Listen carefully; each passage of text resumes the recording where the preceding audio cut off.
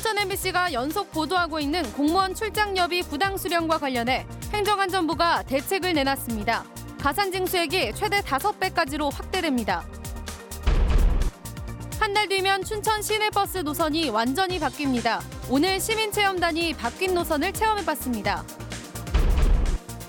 설악산 오색 케이블카 사업의 추진을 요구하며 양양구민과 지체장애인들이 청와대 앞에서 상경 집회를 열었습니다. 폐기물 무단 투기 행위가 잇따르고 있지만 소량의 경우 버린 사람을 찾기도 어렵습니다. 시청자 여러분 안녕하십니까? 춘천 MBC가 연속 보도하고 있는 공무원 출장여비 부당 수령과 관련해 행정안전부에서 대책을 내놨습니다. 출장비 부당 수령이 적발되면 가산징수액을 5배까지 확대하는 등 규정을 강화하기로 했습니다. 김상훈 기자입니다. 허위 출장 보도가 잇따르자 지방 공무원 복무를 담당하는 행정안전부가 직접 나섰습니다. 먼저 법 개정을 통해 공무원이 출장비를 부당 수령한 경우 가산 징수 금액을 현행 2배에서 최대 5배로 확대합니다. 또 지자체별로 연 1회 이상 의무적으로 근무 실태를 점검하도록 법에 명시했습니다. 결제 방식도 달라집니다. 기존에는 사전 출장 명령 결제에 따라 여비 정산이 이루어졌습니다. 이 때문에 일부 공무원들은 복귀 시간이 앞당겨져도 출장 내역을 고치지 않고 여비를 추가로 받았습니다. 하지만 앞으로는 실제 출장 시작과 복귀 시간을 시스템에 입력해야 하고 관리자의 결제를 거쳐야 합니다. 3분 거리에도 출장 여비를 정액으로 지급받은 춘천시 일부 공무원들. 이처럼 2km 미만 근거리 출장에는 실비가 지급되도록 여비 지급 등급도 세분화됩니다. 현재는 4시간 미만은 만원, 4시간 이상은 2만 원으로 등급이 나뉘지만 앞으로는 2km 미만 실비 지급이라는 등급이 추가됩니다. 근절이 될 것이라든지 이렇게 저희가 확답은 드릴 수는 없지만 어느 정도 이렇게 시스템을 개선을 하게 되면 어느 정도 개선은 되지 않을까 싶습니다.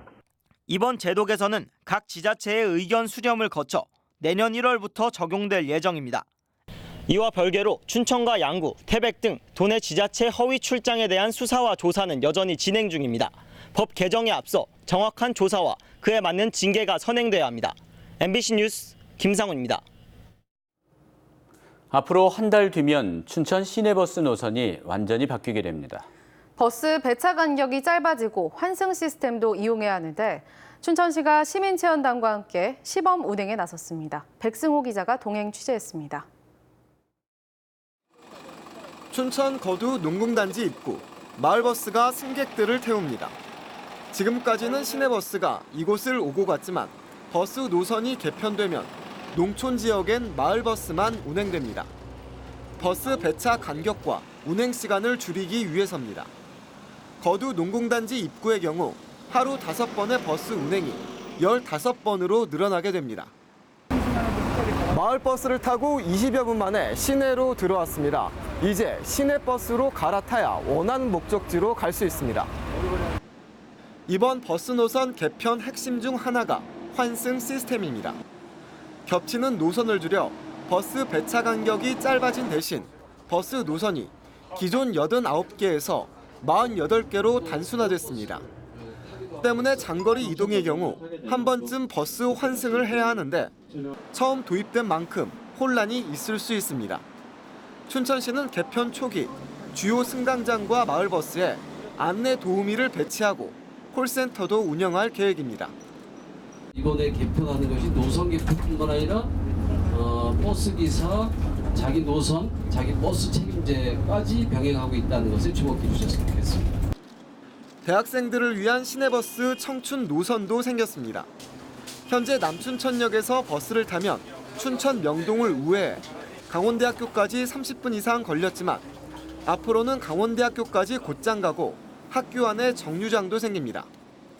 제가 시범 운행으로나마 지금 한번 타봤는데 거의 한 15분에서 정도 걸리는 걸로 봐서 굉장히 시간이 단축돼가지고 아마 통학하시는 학우분들이 특히 좀 유용하게 이용하실 수 있을 것 같습니다.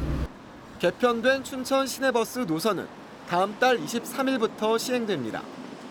56년 만에 춘천 시내버스 운행 체계가 완전히 바뀌는 만큼 시민들이 적응하기까지는 다소 시간이 걸릴 것으로 보입니다. MBC 뉴스 백소입니다. 설악산 오색 케이블카 사업의 환경 영향평가 본안 합의가 결과 발표만 남았습니다. 양양 군민들과 지체장애인들이 청와대 앞에 모여 환경 영향평가 동의를 촉구했습니다. 황병춘 기자입니다. 청와대 앞 2차선 도로가 양양 군민들로 가득 찼습니다. 오색 케이블카 설치를 바라는 마음으로 머리띠를 두르고 깃발과 편말을 들었습니다. 친환경 오색 케이블카 추진에는 환경 영향평가 본안 합의를 요구했습니다. 오색 대청봉 탐방로를 폐쇄하고 케이블카 운영에 국립공원공단과 환경단체까지 포함안을 제시했기에 부동의 명분이 없다고 주장했습니다. 특히 대통령의 결단을 촉구했습니다. 문재인 대통령은 오늘 대답을 해야 됩니다. 사람이 먼저냐 사냥이 먼저냐 대답을 해야 된다는 거 맞지 않습니까? 장애인들도 문화 향유권을 공평하게 누려야 한다며 힘을 보탰습니다. 장애인도 설악산 정상에 올라 아름다운 경관을 바라보는 즐거움을 누려야 합니다, 여러분. 정부 시범 사업인 만큼 정권이 바뀌었다고 멈춰서는 안 된다고 주장했습니다. 환경부는 직무 유기를 하고 있어요. 해주려고 그러고 안 해주는 거예요. 이게 있을 수가 있습니까? 군수와 의장, 추진위원장은 삭발식을 갖고 결연한 의지를 보였습니다. 지역 사회단체장들과 오색마을 주민들도 삭발식에 동참했습니다. 원주지방 환경청이 늦어도 다음 달 초까지 결정할 것이라는 전망 속에 추석 민심을 지켜볼 것이라는 관측이 엇갈리고 있습니다. MBC 뉴스 황병춘입니다. 폐기물을 한적한 곳에 몰래 가져다 버리는 비양심적 행위가 끊이지 않고 있습니다. 특히 소량의 경우 신고 의무가 없어 무단 투기 현장을 확인해도 버린 사람을 추적하기가 쉽지 않습니다. 보도에 조성식 기자입니다. 중앙고속도로와 제2영동고속도로가 만나는 교각 아래입니다. 건설 폐기물이 한켠에 잔뜩 쌓여 있습니다. 욕조와 변기, 세면대와 타일까지 화장실을 통째로 가져다 놓은 듯합니다. 인근 고속도로 옆도 쓰레기장으로 변했습니다. 폐기물이 군데군데 버려져 있는 모습에서 한 번이 아닌 수차례 다녀간 것을 알 수 있습니다. 폐기물 처리 비용을 아끼기 위해 이처럼 인적이 드물고 차량 통행이 적은 곳을 찾아 몰래 버리고 있습니다. 설비업자들이 비용을 줄이기 위해서 여기저기에 무단으로 많이 투기를 하고 또 이게 또 도로공사에서 이런 걸 지속적으로 관리를 해야 되는데 방치하다 보니까 계속 쌓인 곳에 더 쌓이게 되고 폐기물 처리 비용은 일루배당 8만 원 정도로 버려진 양을 보면 수천만 원에 달합니다. 건설 폐기물은 보통 처리업체가 수거하는데 일부 철거나 수집업체들이 적은 돈을 받고 가져다 몰래 버리는 경우도 비일비재합니다. 특히 소량의 경우 배출자 신고 등의 의무가 없어 관리 사각지대에 놓여 있습니다. 폐기물을 수집 운반하는 업자들과 일부 철거회사들이 적법한 절차를 거치지 않고 인적 드문 곳에 버리는데 폐기물을 버리는 배출자들이 먼저 자신들이 위탁해서 버리는 폐기물들이 잘 처리되고 있는지 확인을 좀 하고 버려진 폐기물만으로는 범인을 특정하기도 쉽지 않은 상황. 단속이 어렵다는 허점을 노린 비양심적 행위가 기승을 부리면서 배출자의 책임을 강화하는 등 대안 마련이 시급해 보입니다. MBC 뉴스 조성식입니다. 강릉시는 신사임당과 율곡이 선생이 5만 원권과 5천 원권 화폐 인물로 선정돼 2명의 화폐 인물을 배출했습니다. 강릉에 화폐박물관을 유치하는 등 화폐를 관광 콘텐츠로 적극 활용해야 한다는 주장이 나왔습니다. 배연환 기자입니다. 지난 2009년 발행된 5만 원권에 우리나라에서 처음으로 여성인 신사임당이 화폐 인물로 선정됐습니다. 율곡 이희 선생의 5천 원권에 이어 어머니인 신사임당도 화폐 인물로 선정되면서 강릉시는 전국 최초로 2명의 화폐 인물을 보유하게 됐습니다.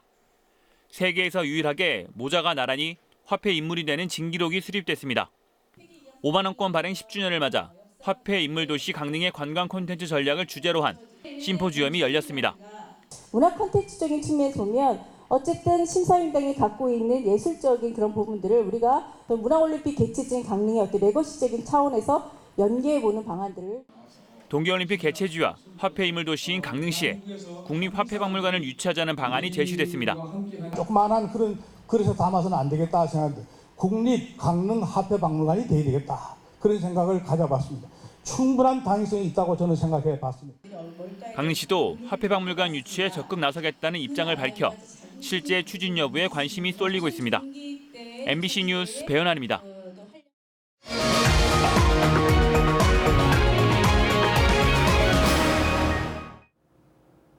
공직선거법 위반 혐의로 기소된 양구와 속초, 고성과 양양 등 4곳의 시장 군수들에 대한 항소심 선고가 내일 서울고등법원 추천재판부에서 내려집니다.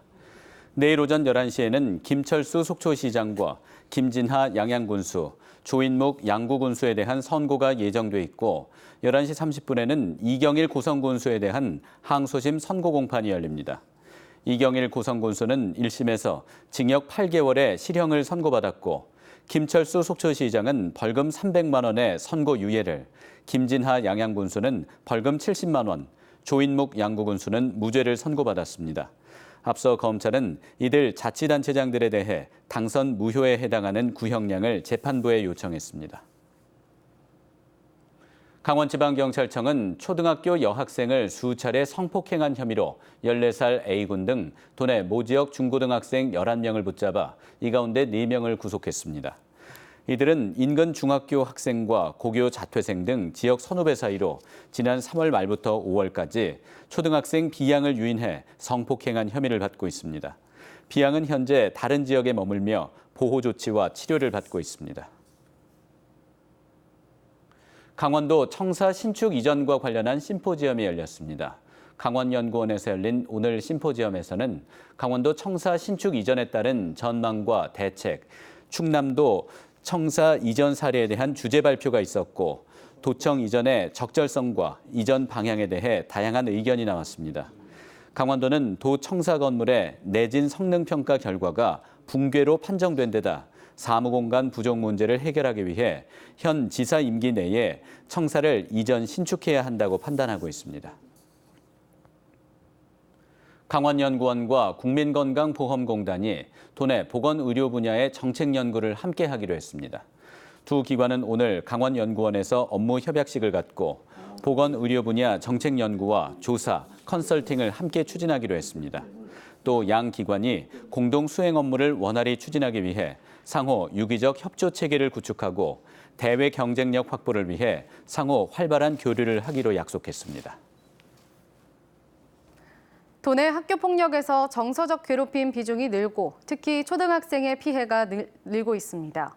강원도교육청이 도내 초등학교 4학년부터 고등학교 3학년 전체 학생 11만 명을 대상으로 실시한 2019년 학교폭력 실태조사 결과 피해 응답률은 1.9%로 지난해보다 0.5%포인트 증가했습니다.